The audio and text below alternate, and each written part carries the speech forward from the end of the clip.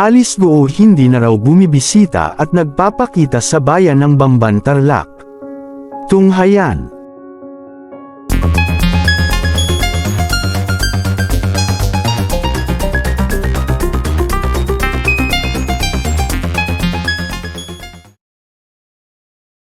Posible nga ba kayang spy talaga? Di umano ayon sa balita patuloy pa rin daw ang pag-iimbestiga sa misteryong nangyayari kay Mayor Alice Guo tungkol sa mga magulang nito. Sa isang pahayag, isiniwalat ni Bamban, Tarlac Mayor Alice Guo ang ilang detalye tungkol sa kanyang pagkatao, at sinabing, love child, umano siya ng kanyang ama sa isang kasambahay.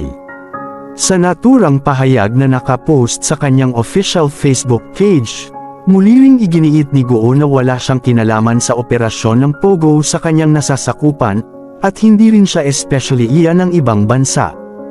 Ayon sa alkalde, nahirapan siyang sagutin ang mga tanong ng mga senador tungkol sa kanyang pagkatao dahil sa kakulangan niya ng kaalaman at nais niyang protektahan ang kanyang matanda ng ama.